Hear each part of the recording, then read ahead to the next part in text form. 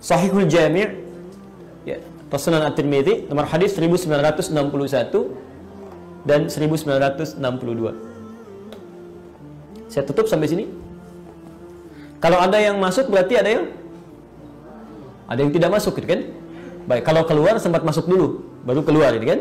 Beda antara keluar dengan tidak masuk. Kalau keluar itu sempat masuk dulu baru keluar gitu kan? Nah, ini nggak masuk sama sekali, ya, nggak masuk. Jadi ada orang yang ketika diingatkan masuk kanan, keluar kiri, tapi masih numpang lewat. Ada orang masuk kanan, keluar dari kanan juga. Baik kan? Nah, ini kalau penyimak-penyimak taklim, diantaranya ada istilah baru namanya sekarang. Ada pemerhati atau jemaah taklim yang men sana in corpore sano. Ustadznya nerangin ke sana, fokusnya ke sono gitu kan? Jadi nggak bisa masuk. Nah, baik. Saya teruskan dulu. Itu tidak perlu dicatat ya. Kita fokus pada intinya saja. Baik, saya bacakan hadisnya. La tadkhulul malaikatu baitan. Malaikat tidak akan pernah mau masuk ke satu rumah. La tadkhulul malaikatu baitan. Malaikat tidak pernah mau masuk ke satu rumah. Ingat betul ini ya. Fihi kalbun. Fihi kalbun, yang di dalamnya terdapat anjing. Saya ulang. Yang di dalamnya terdapat anjing. Au suratun tamathil. Ya. Au suratun tamathil. Jadi satu anjing. Yang kedua surah tamathil. Surah tamathil itu ada yang mengartikan patung, ada yang mengartikan gambar makhluk hidup gitu kan. Nanti kita lihat ya, kita lihat nanti.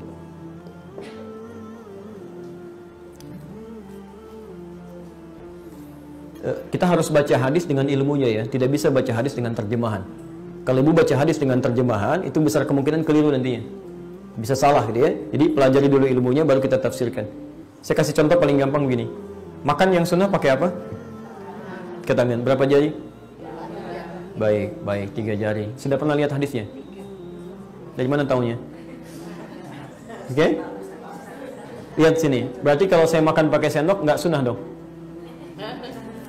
Ibu makan sayur pakai apa? Ibu nggak sunnah tuh. Baik, teman-teman sekalian, ibu sekarang perhatikan. Ibu makan nasi berapa jari? 3 ya, soal. Kapan habisnya? Makan nasi 3 jari kapan habisnya ya? Masya Allah. Lihat sini. Lihat sini ya, pelan-pelan. Hadis itu ketika disampaikan, Nabi sedang memberikan contoh ngambil kurma begini.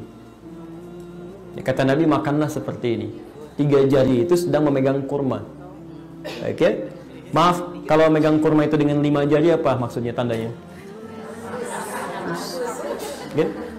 Nah, dan di zaman Nabi bukan cuma ada kurma, ada gandum. Ya, ada juga aish, ya semacam roti sobek begini. Mustahil makan roti itu dengan 3 jari, gitu kan? Ada jari yang digunakan. Karena itu kata para ulama hadis, maksud hadis ini itu menggunakan bahasa kiasan. Bukan bahasa langsung. Ini menunjukkan kesopanan kalau dalam bahasa Arab. Maksudnya makanlah sesuai dengan kadar makanannya. Itu sunnahnya. Jadi kalau makanan itu makanan kue yang butuh dengan 3 jari atau bahkan 2 jari, jangan berlebihan. Ya, kalau misalnya Anda makan nasi, gunakan 5 jarinya. Ya, kalau Anda makan dengan sayur, ya gunakan sendoknya gitu kan. Dan seterusnya, itu sunnahnya. Nah, ini yang saya maksudkan, tidak bisa kita melihat hadis hanya sekedar lihat terjemahan bisa disimpulkan hadisnya. Jelas di sini? Baik, salat sunnah yang terbaik lakukan di mana? Tuh, belum selesai sampai situ hadisnya. Belum selesai, nggak pakai O juga dia. Oh, enggak, belum selesai. Baik ya? Lihat kalimatnya, wa baiti huna, kata Nabi, rumahku di sini. Kata Ibnu Hajar Al-Asqalani yang meriwayatkan hadis ini, kata beliau dalam Fathul Bariyah, kalimat Nabi dan rumahku di sini menunjukkan bahwa maksud salat sunnah itu yang terbaik di rumah jika rumahnya dekat dengan masjid. Ya. Rumah Nabi di mana? Di masjid. Ya, rumahku di sini, rumahku di masjid. Jadi dekat dengan masjid, yang terbaik tunaikan di rumah supaya tempat sujudnya semakin meluas. Tapi kalau ibu misalnya rumahnya jauh dari masjid, ibu orang Rawamangun, pengen ikut kajian subuh di Bekasi, salat sunnah di sini kapan nyampe ke sananya gitu kan? Nggak akan nyambung. Nah, itu nanti ada beberapa turunan-turunan hadis dan di sini kasusnya banyak sekali. Ya. Nah, saya mau turunkan ke pembahasan kita. Sekarang lihat, ada kalimat anjing di sini. Hampir tidak ada perbedaan pendapat di kalangan ulama bahwa yang dimaksudkan ada kalimat fihi di dalamnya. Di dalam. Jadi di satu rumah di dalamnya ada anjing. Ya, bukan yang dimaksudkan anjing penjaga gitu. Ya, bukan dalam konteks ini. Walaupun ulama memandang makruh keadaannya sekiranya tidak sangat dibutuhkan. Sekiranya jika sangat tidak dibutuhkan. Ya. Jadi di sini maksudnya ada kalimat fihi itu di dalam. Dia ada orang yang piara anjing atau anjing tanpa sengaja masuk ke dalam rumahnya. Karena ada riwayat nanti Jibril akan datang kepada Rasulullah, tapi kemudian dia tidak masuk, ditunggu oleh Nabi. Kenapa gitu kan? Ketika kemudian Nabi lihat ternyata ada anak anjing masuk ke sela-sela ranjangnya. Ya, kata Nabi, dari mana itu bisa masuk? Dia diketahui dikeluarkan. Ketika dikeluarkan baru malaikat turun. Dijangankan malaikat Mikail, malaikat Jibril pun tidak mau turun kepada Nabi saat itu karena di dalamnya ada anjing. Ya. Apa yang bermasalah dari anjing? Kata para ulama, lihat sini ya. Ini yang saya maksudkan penafsiran hadis. Pertama, ada yang mengartikan anjingnya sebagai hewan. Nah, kedua, ada yang lebih dalam lagi mengamatinya. Ya. Yang dimaksud dengan anjingnya yaitu najis yang melekat pada liurnya. Ya, najis yang melekat pada liurnya. Sesuatu yang kotor. Ya. Kenapa disebutkan dengan anjingnya dalam kalimat ini? Karena bahkan kita tidak bisa mengetahui kapan anjing menjilat tubuhnya. Sehingga liurnya menempel dalam tubuhnya. Kemudian dia duduk di kursi, duduk di tempat, masuk kemana-mana, jilat yang lain. Maka kotoran-kotoran ini menyebar, sehingga menjadikan malaikat tidak senang turun ke tempat yang kotor atau bahkan bernajis. Orang yang mengartikan anjing saja, maka dia akan membatasi yang penting gak ada anjing di rumah. Tapi orang yang mengartikan liur atau kotoran atau najisnya, dia memperluas. Malaikat pun tidak akan turun ke tempat yang tempat itu kotor sekalipun tidak ada anjingnya. Ya, jadi hati-hati Bu ya, hati-hati. Tempat-tempat kotor itu nggak mau malaikat turun. Itu tempatnya setan, tempat jin. Ya, tempat jin, tempat yang nggak pernah digunakan untuk berzikir, tempat yang kotor tidak pernah dibersihkan, itu yang turun paling jin. Makanya suasana ibu masuk ke rumah kosong yang tidak ada penghuni, suasana masih kotor dengan rumah bersih itu akan lain. Saat masuk aja udah beda. Nggak percaya silakan ibu masuk ke rumah biasa gitu kan, tenang gitu, nyaman. Ketika masuk ke tempat yang kotor, suasana sudah lain. Sedang bau nggak enak, perasaan nggak tentram dan sebagainya. Jelas di sini? Nah, ini bagian yang pertama. Ya. Jadi ini malaikat tidak senang turun ke tempat-tempat demikian. Jadi kalau misalnya ibu ingin disinggahi malaikat tempat rumahnya, selain digunakan berzikir maka bersihkan, bersihkan gitu kan, dari yang kotor-kotor, dari yang tidak baik dan sebagainya. Kami di rumah coba praktekkan, ya itu beli speaker aktif Bu ya, yang speaker aktif kemudian diisi dengan Quran aja gitu. Kita padukan, berusaha untuk menjadikan rumah bersih plus dengan ada nuansa zikirnya. Di saat kita nggak bisa baca Quran pun kita dengar bacaan Quran tuh, itu masya Allah suasananya lain Bu, enak gitu. Ya. Kita bikin di kamar. Jadi saya sekarang pun nggak ada di rumah atau kosong pun itu Qurannya muter terus. Satu kali pernah saya matikan, begitu dimatikan itu suasananya lain, ya enak gitu. Ya, masuk tuh kayak biasa. Ya. Tapi ketika Quran dinyalakan lagi ada ketenangan. Ya. Ibu bisa coba misalnya silakan ya ambil. Atau misalnya ambil aja misalnya di handphonenya, bacakan Quran. Ya, misal ibu bacakan itu dengan handphonenya gitu kan, lalu Anda keluar masuk lagi itu suasana sudah lain. Ada kenikmatan di situ. Dan kadang-kadang jadi pengingat. Saya pernah pulang malam sekali, sekitar jam 12 lebih gitu kan. Saya ke rumah, itu Qurannya masih muter. Itu sampai saya tunjuk itu. Kamu tidak dihisab sampai malam ini masih bisa baca. Saya malam ini belum baca gitu kan. Kemudian kita tepikan, kita ambil wudhu, kita menghadap kiblat, kita bacakan. Kita di situ bermuhasabah, gitu kan?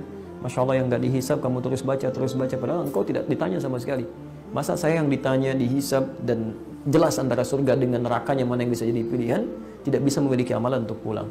Itu jadi pengingat dalam kehidupan kita. Yang kedua, gambar atau patung di sini. Ya. Di sini ulama ada khilaf, terbagi pada dua bagian. Khilafnya sangat ringan sekali. Ya. Yang pertama tadi yang tekstual, pokoknya gambar apapun, patung apapun nggak boleh gitu kan. Ini biasanya yang terlalu berhati-hati dia. Pokoknya setiap ada gambar, setiap ada apalagi patung macam-macam, maka itu berusaha untuk ditepikan, hilangkan. Ya. Yang kedua, menelusuri dulu maksud hadis ini kemana dengan membaca hadis-hadis yang lainnya. Ternyata ketika diperhatikan, ya, ibu di antara istri Nabi ada Sayyidah Aisyah. Ibu kenal? Kenal di mana? Luar biasa. Cuma di sini yang kenal Sayyidah Aisyah, ini tidak. Baik. Sayyidah Aisyah itu ya, putrinya Abu Bakar, istrinya Nabi sallallahu alaihi wasallam, itu dalam keadaan kecilnya itu masih pernah bermain dengan boneka dumyah. Boneka kuda-kudaan. Oleh Nabi dibiarkan. Padahal kalau kita lihat konteksnya ke sini, kan itu termasuk bagian dari yang dimaksudkan di sini, gitu kan? Kalau lihat secara tekstualnya. Tapi nanti setelah berumah tangga, beliau pasang sesuatu, kata Nabi, sobek itu, nggak usah ada di sini, gitu kan? Jadi ada sesuatu yang diperkenankan, ada yang tidak. Ketika dilacak oleh para ulama, kapan Nabi memperkenankan, kapan tidak? Ternyata umumnya yang dilarang dari benda-benda ini, patung ataupun gambar-gambar, itu adalah gambar-gambar dan patung yang mengesankan, ya, mengesankan. Satu, ada nilai pengkultusan, ya, atau secara langsung bertentangan dengan hukum Allah. Ada nilai-nilai kesyirikan misalnya di sini.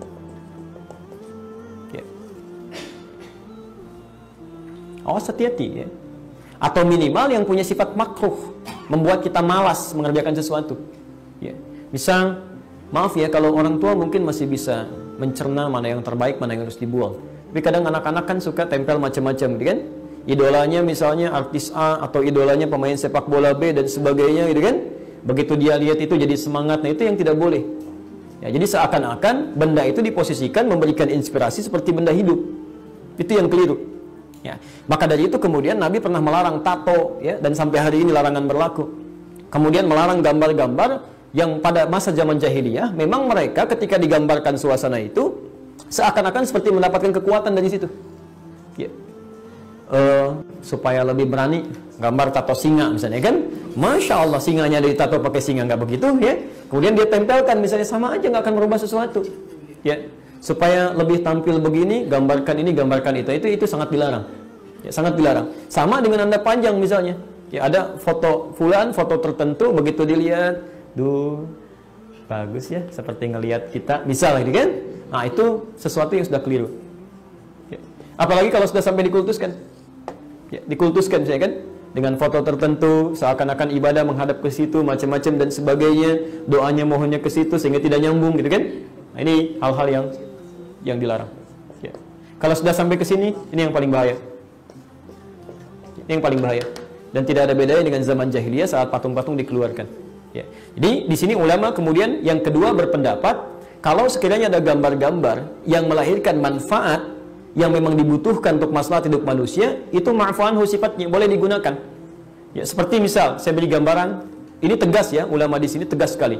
Saya beri gambaran kayak anak-anak misalnya, atau fakultas kedokteran, atau di biologi yang menggunakan rangka misalnya untuk kepentingan penelitian, itu boleh. Sah hukumnya. Ya, tidak digunakan pada yang lain. Ya, ada rangka malam-malam dibawa ke rumah orang, disimpan di tengah-tengah, itu kan, diajak tahajud. Nah, itu salah, ya. Tapi kalau dia simpan di lab untuk penelitian, untuk menerangkan nih alurnya ke sini, alur ke sini, itu sah hukumnya. Boleh, nggak ada masalah. Ya. Atau juga misalnya gambar kita, foto yang ada di KTP, ada di mana, di paspor, gitu kan? Atau ingin mengenalkan kepada anak dan sebagainya, itu nggak ada masalah di situ. Atau kepentingan penyidikan, ya, bagaimana gambaran orangnya? Pokoknya begitu, Pak. Tolong dilukiskan. Saya nggak bisa gambar, nggak boleh, haram hukumnya. Ya, nggak akan ketahuan orangnya, akan ketahuan, gitu kan? Ya, jelas sampai sini ya. Baik, jadi hal-hal yang sifatnya darurat atau jadi kebutuhan maslahat kehidupan itu masih boleh digunakan sepanjang tidak bertentangan dengan hukum-hukum ini. Jelas saya kira, insya Allah.